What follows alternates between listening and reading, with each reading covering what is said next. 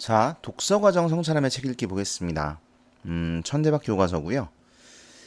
학습 목표를 먼저 보면은 읽기 목적을 고려해라. 읽기 목적, 그 다음에 읽기 방법 이 두 가지를 고려해서 글을 읽어야 되고요. 그 다음에 이거는 이제 읽기 전 활동, 읽기 중 활동, 읽기 후 활동 뭐 이거에 대해서 이제 공부를 하게 하려고 만든 단원이라고 보시면 돼요. 그래서 보면 일단 읽기 방법을 먼저 아셔야 되는데 음독, 묵독, 정독, 속독, 통독, 발췌독, 미독 이런 것들이 있는데 이게 학교마다 좀 다를 수가 있습니다. 일단 음독은 똑같아요. 소리 내서 읽는 거고 묵독은 소리를 안 내고 읽는 거예요. 이제 보통은 우리가 묵독을 하죠. 그다음에 정독 같은 경우는 시간을 들여서 내용을 꼼꼼히 이해하면서 읽는 걸 정독이라고 하고요. 속독은 빠르게 훑어 읽는 거. 그다음에 이제 통독 부분이 좀 달라요. 통독 부분이 어떤 학교에서는 이거를 이제 정독이랑 비슷한 개념으로 가르치기도 하는데 사실 그 사전에 나와 있는 통독은 좀 전체 내용을 살피면서 훑어 읽는 이런 걸 통독이라고 하거든요. 중요한 거는 전체를 다 읽는다. 이런 게 좀 중요해요. 그리고 반대되는 개념은 이제 발췌독이죠. 발췌독은 나한테 필요한 부분만 찾아 읽는다. 이런 겁니다. 그 다음에 미독 같은 경우는 문학 감상을 할 때 감상하며 읽기, 뭐 뜻을 음미하며 읽기 이런 걸 미독이라 그래요. 그래서 이제 이게 근데 학교마다 좀 다를 수 있기 때문에 그 정의들은 좀 학교에서 설명하신 거를 참고를 하시고 대부분은 여기서 벗어나지는 않을 거예요. 자, 아무튼 이런 읽기 방법들이 있는데 중요한 거는 이런 읽기 방법을 읽는 목적에 따라서 다르게 활용을 해야 된다는 겁니다. 상황이나 목적에 따라서. 그래서 보면 같은 책을 읽으려는 두 학생의 읽기 목적을 고려할 때 읽기 방법이 어떻게 달라질까 이거예요. 자, 과제가 있어서 책을 읽는 친구가 있고 그 다음에 얘는 그냥 즐겨 읽는 편이다. 그러니까 심심할 때 재미로 흥미 위주로 읽는 친구가 있어요. 그러면 이 친구는 과제를 해야 되니까 그 과제랑 관련된 부분을 이제 뽑아서 읽어야겠죠. 그럼 발췌독을 해야 될 것이고 그 다음에 내용을 잘 이해해서 전달을 해야 될 테니까 정독을 해야 될 겁니다. 근데 이제 오른쪽에 있는 이 친구 같은 경우는 즐겨 읽는 편, 그러니까 좀 빠르게 훑어 읽어도 상관이 없겠죠. 그리고 소설을 즐겨 읽는 거니까 이 작품을 감상하면서 미독을 해도 되겠죠. 그죠? 이런 부분들이 좀 다르다는 겁니다. 읽는 목적에 따라서 글 읽기 방법이 달라진다는 것을 이해하시면 돼요. 그 다음에 글을 읽다가 어려움을 겪었던 경험을 떠올려보자. 그때 그 어려움을 어떻게 해결했는지 말해보자 그랬는데 뭐 이제 글을 읽을 때 어려움이 있다면 이제 보통 내용을 이해하지 못하거나 이런 부분이죠. 그러면 다른 사람에게 물어볼 수도 있고 선생님한테 물어보거나 뭐 친구한테 물어보거나 또는 인터넷에 검색하거나 아니면 다른 책을 찾아 읽거나 뭐 단어를 모른다 그러면 사전을 찾아 읽을 수도 있겠죠. 근데 사실은 현실은 어때요? 책을 안 읽죠. 책을 읽어 글을 읽다가 어려움을 겪어야 되는데 뭐 책을 잘 안 읽으니까 네, 뭐 아무튼 그렇습니다. 근데 이제 어쨌든 그런 어려움이 있을 때에는 이렇게 해결을 할 수가 있겠다. 그 다음에 글의 내용을 이해하고 자신의 읽기 목적을 이루려면 읽기 과정을 성찰하는 능동적 독자가 되어야 한다. 그럼 능동적 독자라는 건 결국 능동적 읽기를 하는 독자거든요. 능동적 읽기라는 게 뭐냐 이걸 여러분이 이해하시면 되겠습니다. 자, 밑에 보면 나올 거고요. 그래서 이제 글을 읽는데 읽기 전에 이런 거 하고 읽으면서 이런 거 하고 읽은 후에 이런 거 한다. 밑에 정리를 다시 할 거예요. 밑에 한번 볼게요. 자, 다음은 초신성의 후예가 수록된 책의 표지입니다. 잘 살펴보고 읽기 목적과 글의 특성을 생각하며 읽기 전 활동을 해보자.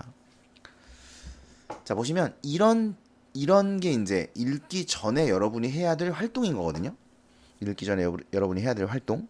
먼저 보면 이 글의 특성이 무엇일까? 표지를 보고 이 글의 특성을 미리 예측을 해보는 거고요. 어떤 목적으로 글을 읽을까? 이거는 이제 내가 이 글을 읽는 목적이 뭐냐는 거고 어떤 방법을 사용할까? 아까 그랬죠? 목적에 따라서 글을 읽는 방법이 달라야 된다고. 그걸 이제 결정을 하라는 거고요. 그 다음에 글의 내용을 예측해보자. 그러니까 요것만 보고 이제 그림이라든가 제목이라든가 이런 것만 보고 내용을 예측해보는 것도 글 읽기 전에 여러분이 하는 활동이에요. 그 다음에 관련한 이제 궁금한 것을 질문 형식으로 써보자. 초신성의 후예가 뜻하는 바는 무엇일까? 이런 질문들을 여러분이 던져보는 거. 이게 읽기 전 활동인데 제가 좀 정리를 해놨습니다. 이게 여러분의 교과서에만 있는 게 아니라 다른 교과서에도 다 있어요.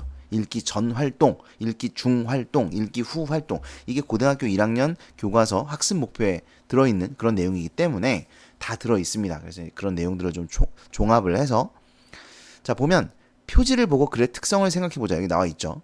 글의 목적을 생각하고 글의 읽기 이건 이거구나. 밑에 제가 해놨네요. 요거는 또 요거는 뭐냐면 요 내용을 정리한 건데 여러분 자, 보세요.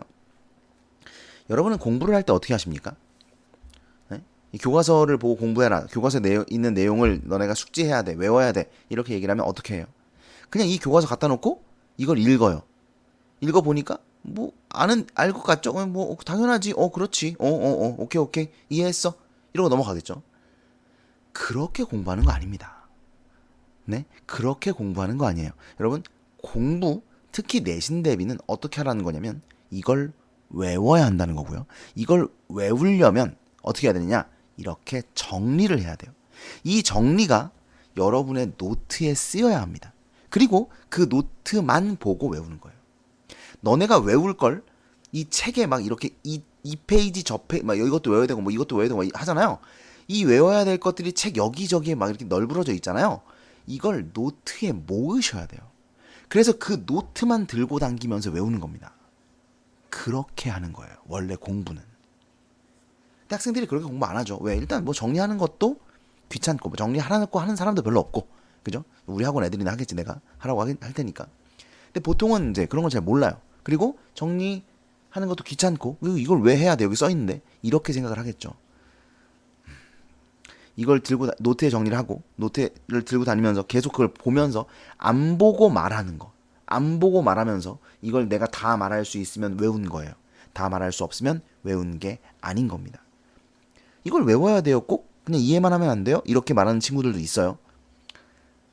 시험이 어떻게 나오느냐에 따라서 다른데 여러분은 공부를 할 때 어디까지 공부를 하시나요? 1등급을 맞으려면 시험이 어떻게 나오든 대처할 수 있게끔까지 공부를 해야 합니다. 이 정도면 되겠지. 그리고 나서 시험 어렵게 나오면 와, 이번에 시험이 너무 어려워서 못 봤네. 이런 친구들이 있는데 그래도 잘 보는 애들은 잘 봅니다. 그죠? 걔들은 왜 잘 볼까요? 그 정도까지 공부를 했으니까요. 이렇게까지 나오겠어? 응, 그렇게까지 공부를 해야 잘 보는 거예요. 이걸 생각하셔야 돼요, 여러분. 어떻게든 조금만 공부해서 좋은 효율을 뽑으려고 하면 시험이 조금만 어렵게 나오면 점수가 안 나오기 마련입니다. 뭐 아무튼 자, 요거 이렇게 정리를 하는 거예요. 정리를 하셔야 돼요. 이거 이제 6번째는 여기엔 없지만 밑에 가서 제가 설명하겠지만 다른 교과서에 나와 있는 걸 제가 그냥 넣어놨어요. 이렇게 정리를 하세요. 자, 이게 읽기 전 활동에 대한 설명이고요. 그래서 여러분은 이걸 외우셔야 되는 겁니다. 읽기 전 활동 이러면 글의 특성 표지를 보고 글의 특성을 생각해보자. 글의 목적을 생각하자. 글 읽기 방법을 생각하자. 글의 내용을 예측해보자. 궁금한 점을 만들어보자. 배경 지식을 활성화해보자. 이렇게 외우셔야 된다. 자, 밑에 정리를 해놨으니까 이따가 볼게요. 자, 이제 읽기 중 활동을 하며 다음 글을 읽어보자 그랬는데 글은 좀 내용은 파악을 해볼 거고 요게 이제 읽기 중 활동이에요. 읽기 중 활동. 이것도 그러니까 제가 이걸 외우라 그랬는데 이걸 문장을 그대로 다 외우기는 너무너무 어렵습니다. 왜? 길거든요. 궁금하거나 중요한 내용에 표시하며 읽는다. 이렇게 외우는 게 아니에요. 중요 내용 표시. 이렇게 외우는 겁니다. 중요 내용 표시. 예측 내용 확인. 질문 답 찾기. 중심 내용 파악. 의도 추론. 자기 생각과 비교. 이렇게만 외우는 거예요. 그래야 짧고 명확하게 다 외울 수 있어요. 그래서 일단은 이걸 요약하는 게 먼저예요. 이렇게 제가 지금 요약해야 될 내용의 줄을 쳐놨죠. 이렇게 요약을 해서 이걸 정리를 하는 겁니다. 안 해놨네. 요약해서 정리를 하고 그걸 외우셔야 돼요. 자, 이게 읽기 중 활동이에요. 그러니까 정리하세요, 이거. 그 다음에 또 있습니다. 요건 내용이고 여기 또 있어요. 읽기 중 활동. 읽기 목적과 수준에 적합한지를 체크하고 그 다음에 읽기 목적과 글의 특성에 맞게 적절한 방법을 읽고 있는가 요거를 점검을 해야 된다는 거죠. 이게 읽기 중에 여러분이 해야 될 활동입니다. 자, 내용을 좀 보면 제목은 초신성의 후예입니다. 초신성의 후예. 학생은 박씨군요. 그럼 본은 어디입니까? 근데 문제가 있죠. 여러분은 본이 뭔지를 알아요? 이걸 아예 이게 뭔지를 모르죠? 아이고. 저는 야, 이거 색깔 왜 이러냐? 잠깐만요. 색깔 왜 그러니? 저는 경주 최씨거든요. 경주 최씨. 그때 그게 본이에요. 뭐 밀양 박씨, 전주 이씨, 경주 최씨, 뭐 또 뭐 있지? 파평 윤씨, 뭐 이런 그 성씨들이 있고 그 성씨들의 본이 있습니다. 예전에는 뭐 무슨 파 이런 것도 외우고 다녔어요. 저는 뭐 경주 최씨의 무슨 민정공파인가 뭐 그런 파고 몇 대 손이다. 뭐 이런 것도 있었어요. 지금은 아무런 의미가 없죠. 예전에 족보를 따지고 뭐 이랬던 그런 옛날 시대에 그런 게 있었습니다. 그리고 또 1980년대, 90년대까지만 해도 그게 있었어요. 그 동성동본이라는 제도가 있어가지고 동성동본끼리는 결혼을 금지하는 그런 제도가 있었어요. 예를 들면 내가 경주 최씨잖아요. 그럼 경주 최씨하고는 결혼을 못 해요. 예, 그런 게 있었습니다. 지금도 6촌 이내는 안 돼요. 8촌인가? 6촌인가? 6촌일 거예요, 아마. 여러분, 사촌 오빠랑 결혼한 사람 있어요? 없잖아요. 우리나라는 없죠. 일본이나 이런 나라는 있습니다. 근데 사촌끼리도 결혼을 하죠. 근데 우리는 없어요. 예, 없고 원래는 동성 동본끼리는 아예 결혼을 못 했습니다.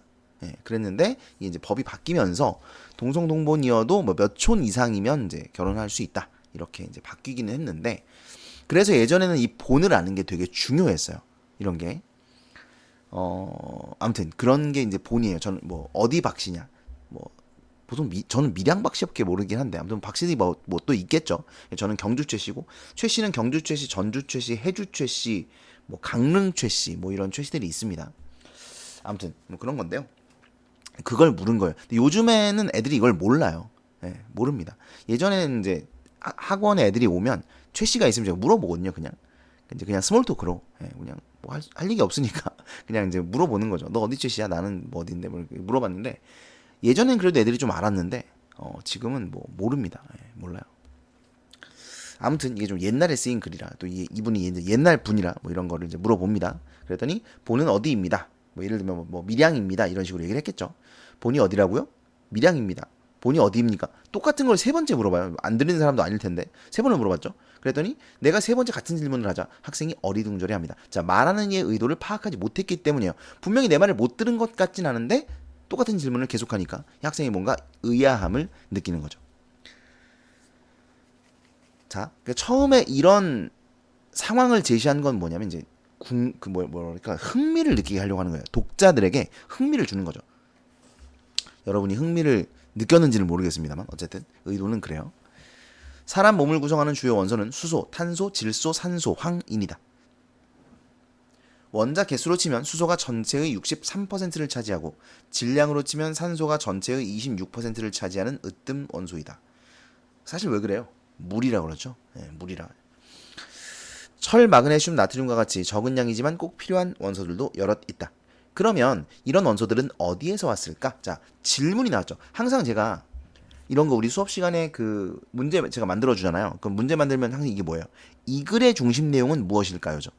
이 글의 중심 내용, 그러니까 이제부터 뒤에 나올 내용이 뭐겠니? 이런 거예요. 그게 항상 이 질문을 통해서 제시가 된단 말이죠. 그러니까 이게 뒤에 나올 내용은 이런 원소들이 어디에서 왔는지를 설명해 줄 거라는 거예요.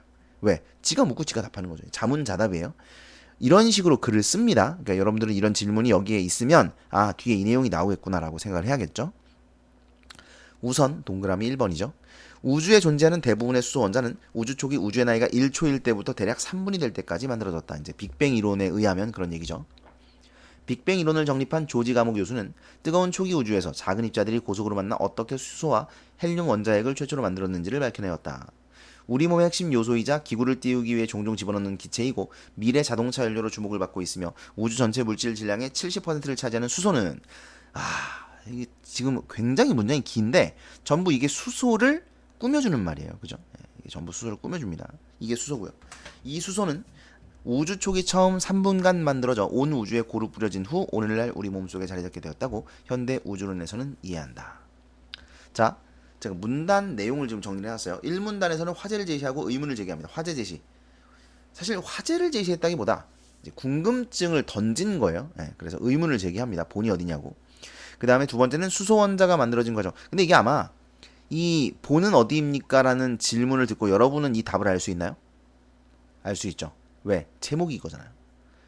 초신성의 후예잖아요. 그러니까 이 본이라는 게 뭐냐면 내가 경주 최씨다라는 건 무슨 뜻이냐면 최치원의 후예라는 거예요. 경주 최씨의 시조가 최치원이거든요. 그러니까 내가 경주 최씨입니다라는 것은 나는 최치원의 후예입니다라고 말하는 거랑 같은 거예요. 그러니까 당신의 본은 어디입니까? 저의 본은 뭐 밀양박입니다. 이렇게 말하면 박은 누구야? 뭐 몰라. 나 잘 모르겠어요. 아무튼 박혁거세인가? 밀양박이? 아닐 것 같은데. 뭐 아무튼 간에 그래서 이제 그 누구의 후예인지를 말하는 거거든요. 근데 이제 초신성의 후예라는 제목이 있으니까 이 질문자가 말하는, 의도하는 것은 당신은 초신성의 후예다라는 것을 말해주려고 하는 거겠죠. 그죠? 그런 의도를 우리가 생각을 하는 거예요. 글을 읽지 않았더라도 이 제목을 보고 예측을 해보는 겁니다. 아까 얘기했죠? 읽기 전에, 이거 뭐야? 이거는 읽는 중이고 읽기 전에 뭐라 그랬어요? 예측해보자 그랬죠. 어딨냐? 예, 이 글의 내용을 예측해보자 그랬잖아요. 그러니까 이렇게 예측을 하면서 읽는 거예요. 예. 예측을 해보고 초신성의 후예입니다. 초신성의 후예라고 말하겠죠. 뒤에 보면 이제 그런 내용을 예측을 해볼 수 있고요. 그 다음 봅시다. 그 다음에 수소원자가 만들어진 과정을 설명했어요. 초기 우주 3분 동안 작은 입자들이 고속으로 만나서 만들어졌다라는 것을 설명했습니다. 그 다음 볼게요. 그러면 수소와 헬륨보다 무거운 원소들은 어디에서 만들어졌을까? 또 나왔죠. 질문. 항상 질문이 나왔고 그러면 그거에 대한 답변이 나오게 돼 있죠. 자, 그러니까 무거운 원소들을 어디서 만들었는지를 설명을 하겠네요. 탄소, 질소, 산소. 자, 이게 바로 무거운 원소들이에요. 탄소, 질소, 산소. 수소와 헬륨보다 무거운 원소 탄소, 질소, 산소는 태양과 같은 작은 별에서 만들어졌다. 우리 은하 내에는 태양과 같은 작은 별이 약 1000억 개 존재하고 보이는 우주 내에는 우리 은하와 같은 은하가 또 1000억 개 이상 존재한다. 작은 별들은 뜨거운 중심부에서 수소를 핵융합 발전해 빛을 만드는데 그 과정에서 헬륨이 만들어진다. 수소가 고갈되면 헬륨을 핵융합해 탄소를, 그리고 탄소를 이용해 산소 등을 만든다. 자, 그러니까 이게 다 핵융합을 통해서 만들어진다는 거죠. 그러니까 핵융합을 할 때 처음에는 수소를 쓰죠. 수소가 재료입니다. 그 수소에서 헬륨이 나오고 헬륨을 재료로 해서 탄소가 나오고 탄소를 재료로 해서 산소가 나온다. 이런 얘기죠. 이렇게 만들어진 원소들 일부는 우주 공간에 퍼져나가고 일부는 수명을 다하는 별의 핵을 이루며 최후를 장식한다. 작은 별의 최후는 주로 단단한 탄소 덩어리일 것으로 생각된다. 다이아몬드를 특별히 좋아하는 사람들은 죽은 별을 탐사해보길 권한다. 왜냐하면 탄소 덩어리죠, 다이아몬드가. 다만 중력이 워낙 세어서 일단 착륙한 후 다시 돌아오는 것이 거의 불가능하므로 그냥 그곳에서 다이아몬드와 함께 평생 살아야 한다는 점은 미리 알고 탐사에 나서야 한다. 뭐 쓸데없는 소리고요. 산소보다 더 무거운 황인, 마그네슘, 철 등은, 자, 그러니까 지금 점점 무거운 걸로 가는 거죠. 그죠? 수소와 헬륨은 수소와 헬륨은 우주 초기에 만들어진 거고 탄소, 질소, 산소는 작은 별에서 만들어졌다라는 이야기를 했어요. 그리고 그것보다 더 무거운 거 바로 황인, 마그네슘, 철이죠. 얘들은 무거운 별에서 만들어졌어요. 태양보다 10배 이상 무거운 별에서 만들어졌다. 무거운 별들은 작은 별들보다 짧고 굵은 삶을 산다. 아이고, 잠깐만. 어디 갔어? 작은 별들이 100억 년 가까이 살 수 있는 것에 비해 큰 별들은 1000만 년 정도로 짧게 살지만 워낙 내부가 고온으로 올라가기 때문에 산소보다 무거운 원소들도 연료로 쓸 수 있고 그 핵융합 연료로 쓸 수 있다는 얘기죠. 그래서 훨씬 다양한 핵융합을 통해 다양한 무거운 원소들을 만든다. 여러분, 그러면 이 문장을 보면 뭘 할 수 있냐면 수소와 산소 중에 핵융합을 할 때 더 낮은 온도에서 핵융합이 일어나는 게 어떤 거라는 거예요? 수소라는 거죠. 그죠? 산소는 훨씬 더 높은 온도에서 핵융합이 일어난다는 걸 알 수가 있습니다. 그렇죠? 그 다음에 철을 만든 후 무거운 별들은 초신성 폭발을 한다. 자, 드디어 초신성이라는 단어가 나왔어요. 자, 지금 이거는 이제 문단 내용 정리해 놓은 거거든요. 3문단은 탄소, 질소, 산소, 수소, 헬륨보다 무거운 요 애들은 작은 별에서 핵융합을 통해서 만들어지고 수소에서 헬륨으로, 헬륨에서 탄소로, 탄소에서 산소로 이렇게 만들어지고요. 탄소 덩어리가 핵을 이루며 별의 생을 마감하게 된다. 그 다음에 4문단에서는 황인, 마그네슘, 철, 산소보다 더 무거운 애들, 이것들은 무거운 별에서 핵융합을 통해서 만들어진다. 자, 그러면 왜 얘들은 무거운 별에서 만들어지느냐? 무거운 별 내부가 고온이라서, 더 고온이란 얘기죠. 작은 별보다 더 고온이라서 다양한 핵융합이 가능하다. 그 다음에 철을 만들고 나서 초신성 폭발, 별의 생을 마감하게 된다. 이런 내용이에요. 자, 그 다음 큰 별이 초신성 폭발과 함께 일생을 마감할 때 일부 물질은 그 폭발의 잔해인 블랙홀이나 중성자별 안에 갇히지만 대부분은 우주 공간으로 환원된다. 여러분, 이 문장을 딱 읽으면 아셔야 되는 게 이해돼요? 예? 지구에, 여러분, 예? 지구에 철이 있죠? 왜 있을까요? 외부에서 온 거다. 우주에서 온 거란 얘기예요. 이해돼요? 그러니까 지구에 있는 철, 마그네슘, 황, 인 이런 것들이 모두 외부에서 온 거라는 겁니다. 지구가 만들어낸 게 아니에요. 아시겠니? 그래서 자, 그러니까 그것들은 다 언제 나온 거냐면 초신성이 폭발할 때, 초신성이 만들어가지고 가지고 있었던 황인, 마그네슘 이런 것들이 지들이 가지고 있다가 폭발을 하면서 그게 우주 공간으로 환원이 되고 그러면서 그게 지구로 들어오게 됐다는 얘기죠. 그러니까 사실 지구는 태양계 주위를 돌고 있습니다. 그럼 태양 주위를 돌고 있죠. 그러니까 태양도 작은 별이잖아요. 그러니까 태양도 황이나 철이나 마그네슘을 만들어내지는 못하잖아요. 그죠? 그러니까 태양에서 왔을 리도 없잖아요. 그리고 태양은 아직 폭발하지도 않았고, 뭐 이게 이제 별의 생을 마감하지도 않았죠. 그러니까 이런 것들이 폭발을 통해서 우주 공간에 떠돌다가 또는 뭐 이제 그 폭발의 힘으로 지구 안으로 들어왔고, 그것들이 이제 지구의 물질을 이루게 된다는 거죠. 그러니까 사실 따져보면 우리 몸 안에도 철이나 황이나 이미 있단 말이야. 그런 게 있겠죠. 그럼 그것들은 사실 어디서 온 거예요? 초신성으로부터 온 거죠. 그러니까 초신성 폭발이 없었다면 우주에는 우리가 인간이라는 존재가 생겨나지 않았을 수도 있는 거죠. 뭐 그런 얘기를 이제 하는 거예요. 보세요. 만일 초신성이 자기가 만든 귀한 원소들을 우주에 나눠주지 않는다면 어떤 일이 일어날까? 그 후에 태어난 젊은 별, 예를 들면 태양이죠. 초기 우주가 만든 수소와 헬륨 등 극히 단순한 원소 외에는 갖지 못한 채 태어날 것이다. 그렇죠. 그러니까 초신성이 폭발할 때 이게 우주로 이런 무거운 원소들을 나눠주지 않았다면 작은 별 안에는 그런 것들이 존재할 수가 없는 거예요. 걔는 만들지 못하니까. 그런 말입니다. 태양도 예외가 아니다. 초신성이 원소들을 우주에 나눠주지 않았다면 태양계에선 생명체가 나타날 수 없었을 것이다. 우주 전체로 보면 무기물 우주가 된다. 우주가 시작하고 팽창하고 별과 행성이 만들어지고 은하가 탄생하고, 하지만 평화로워 보이는 우주엔 이렇게 무기물 외에는 다른 어떤 숨쉬는 것도 있을 수 없다. 생명이 없는 우주가 되는 것이다. 그러니까 저는 이 부분을 읽으면서 정말 큰 깨달음을 얻었습니다. 그 누구더라? 김상욱인가? 그 물리학 하시는 분 박사님이 계신데 김상욱 씨 맞는 것 같은데 그런 얘기를 했어요. 죽음이 더 자연스러운 상태다. 뭐 어떤 생명체에게 있어서 그런 얘기를 했거든요. 그때는 이게 잘 이해가 안 됐는데, 그러니까 우주의 입장에서 보면요, 생명이라는 건 그냥 돌연변이인 거예요. 왜 생겨났는지도 알 수가 없는 거죠. 그리고 우주 전체에서 아주 극히 일부에 그냥 존재하는 돌연변이 같은 존재, 이게 생명입니다. 물론 인간의 입장에서는 그렇지 않죠. 인간의 입장에서는 이 생명이 너무 소중하고 중요하고, 뭐 지구에 있는 자연 생태계, 살아있음 이런 것을 굉장히 느끼며 살죠. 하지만 우주의 입장에서 보면 이건 되게 이상한 일인 거예요. 왜? 우주에 이 지구의 요 부분을 제외하고 나머지는 다 생명이 없으니까요. 네. 그리고 이것도 되게 그냥 그 뭐 물 안에 뭐 과학은 잘 모르지만 이런 돌연변이를 통해서 나타난 거 아닙니까? 네. 그 너무 신기한 거죠. 너무 신기한 겁니다. 그래서 저는 이게 어떤 느낌이었냐면 이게 안타까운 일인가도 잘 모르겠는 거죠. 물론 인간 입장에선 이게 안타까운 일일 수 있지만 그냥 그게 자연스러운 것일 수도 있겠다라는 생각이 좀 들긴 했어요. 뭐 아무튼 그래서 이제 그게 없었다면 큰 별들의 초신성 폭발에 그것이 없었다면 생명체는 탄생하지 못했을 거야, 이런 얘기를 하고 있는 겁니다. 항상 결국은 중요해요. 앞에 나와 있는 내용들을 정리하는 게 결국이죠.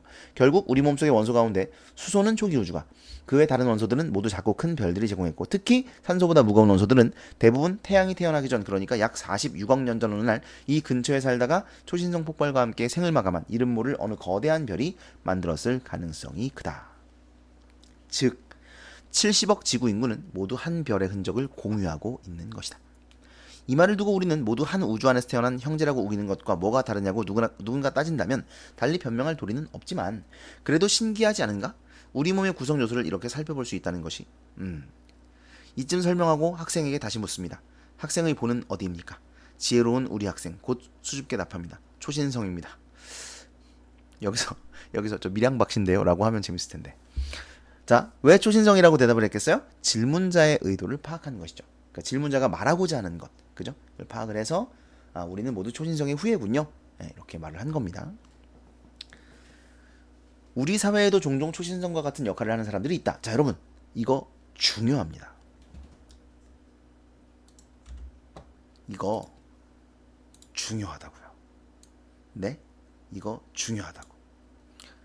유추가 쓰였어요. 유추. 매우 중요해요. 제가 이제 우리 학생들한테는 항상 강조합니다만 여러분 유추가 쓰이면 무조건 시험에 나옵니다. 됐다. 네, 유추가 나오면 무조건 시험에 나온다. 이렇게 보시면 돼요. 이건 무조건 나와요. 유추라는 게 뭐냐? 여기 써놨죠?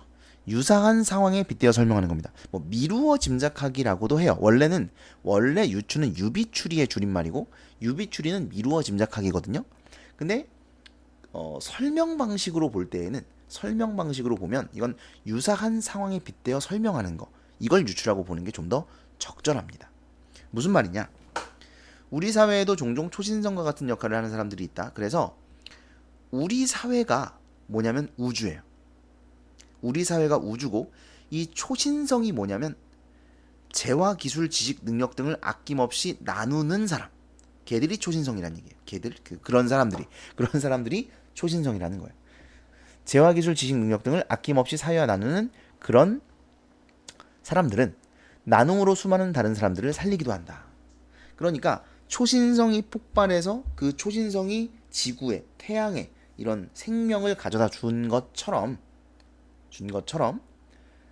그 다른 사람들에게 모든 것을 베푸는 그 사람들이 우리 사회에 생명력을 불어 넣는다. 이런 말인 거죠. 그래서 이게 유사하다는 거예요. 유사하다 써놨어요. 여기 써놨죠. 우리 사회는 우주이고 아낌없이 나누는 사람들이 초신성이다. 이렇게.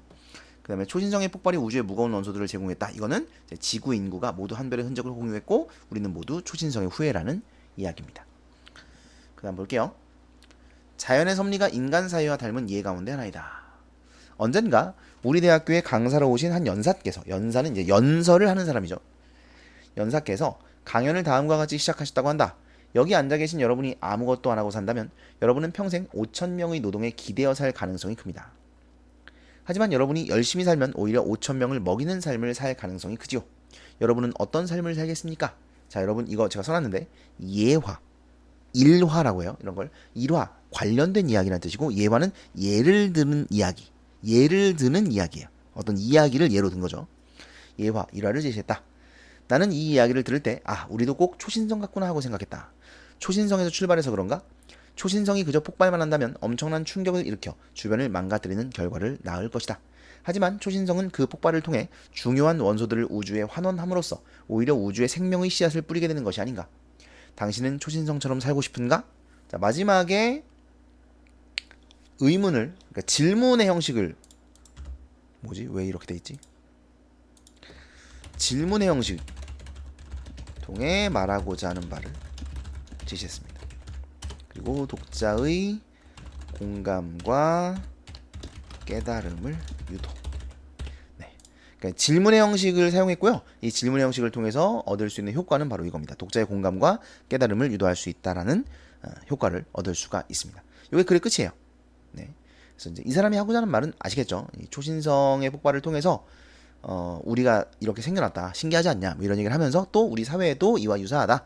여러분도 그런 삶을 살아야 한다. 뭐 이런 이야기를 하고자 하는 것입니다.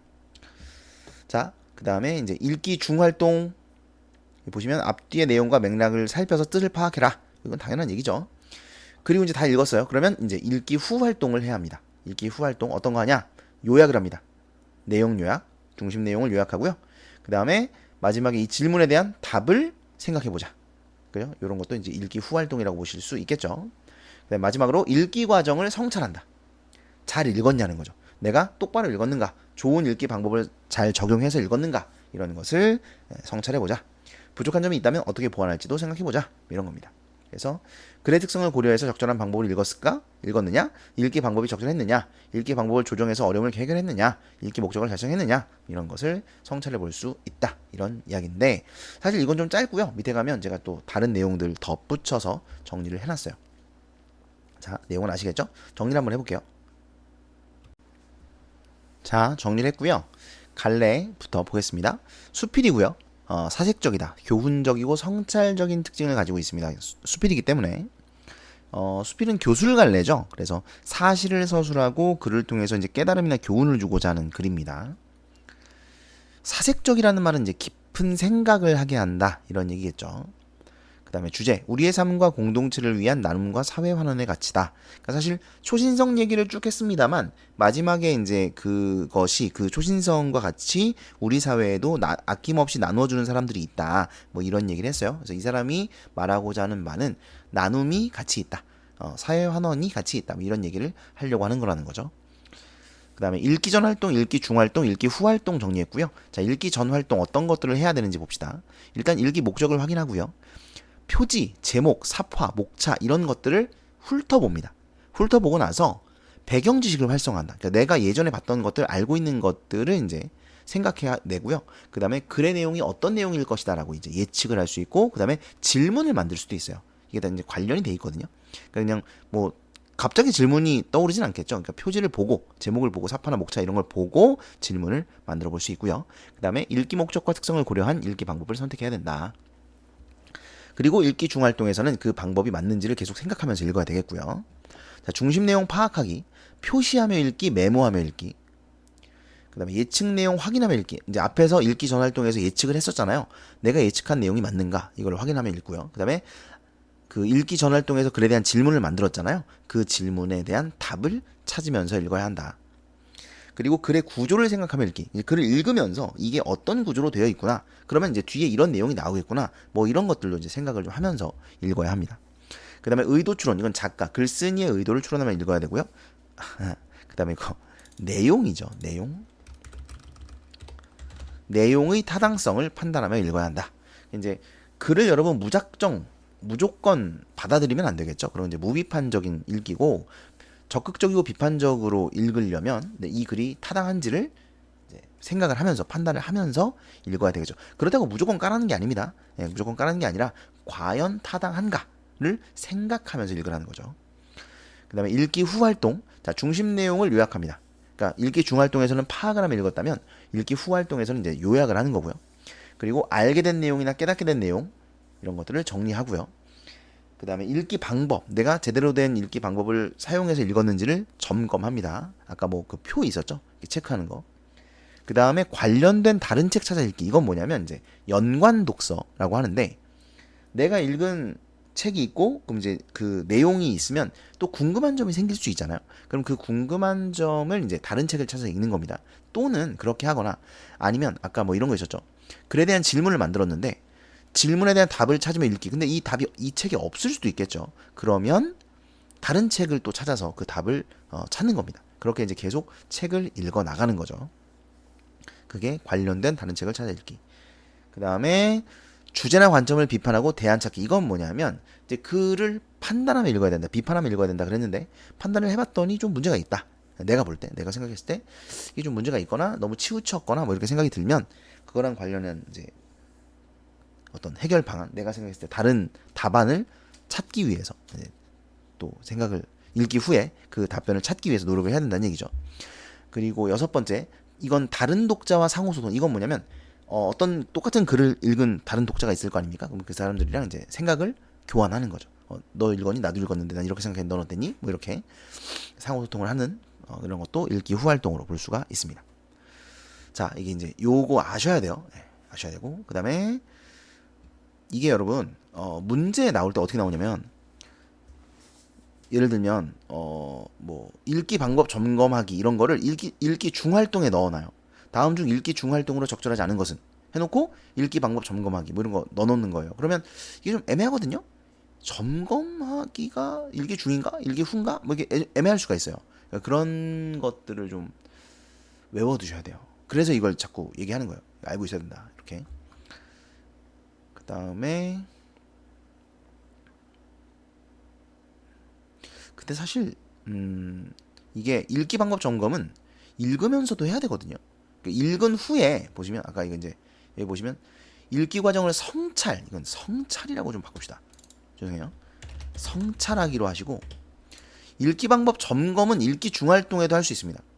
네, 이거 읽기 중에도 할 수 있어요. 이거 여기다 넣어줄게요. 아, 이거 헷갈릴 수 있는데 애들이. 읽기 방법 점검하며 읽기. 그래서 점검을 하면서 읽는 거고요. 그 다음에 이제 끝나고 나서는 이제 제대로 내가 했는지를 성찰하는 겁니다. 그래서 읽기 중활동, 읽기 후활동에 다 들어갈 수가 있고요. 조금 다르죠. 그 다음에 아이고 뭐야 너는 여기 있냐? 그 다음에 네, 뭐 다른 건 설명했고, 그래서 요건 좀 외워 두셔야 돼요. 그런 식으로 문제가 출제가 될 수가 있습니다. 그 다음에 내용 정리를 보면, 자, 질문을 통한 화제 제시, 당신의 본은 어디입니까? 했고요.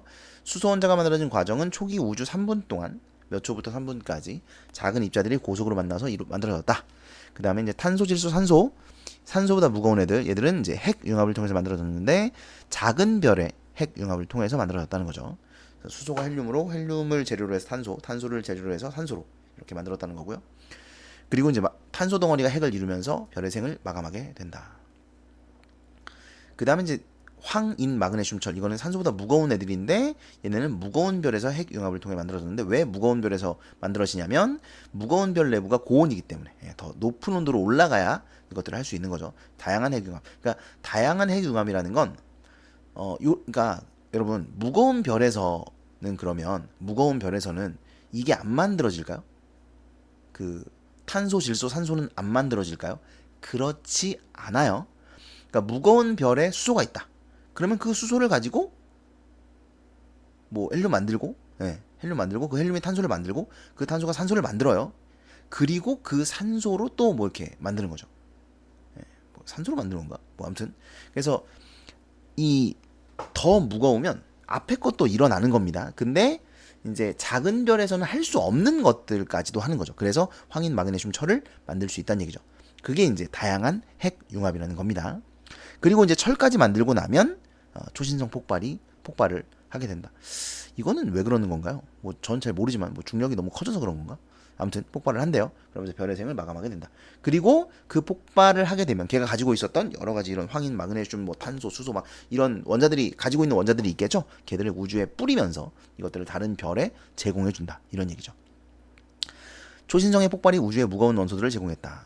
지구 인구는 모두 한 별의 흔적을 공유하는 것이다. 왜냐면 그 원소들이 제공되었기 때문에 거기서 이제 지구의 인구가 나타났기 때문이죠. 사실 뭐 근데 너무 많이 가지 않아도 어차피 그 뭐야 진화론에 따르면 원래는 그 뭐 작은 그 돌연변이로부터 시작된 거 아닌가요? 그러니까 뭐 원래도 하나죠. 우리 모두 하나. We are the one. 아무튼 자, 그리고 유추. 제가 이걸 유추를 안 썼네요. 세상에. 그 중요한 것은 유추가 사용됐습니다.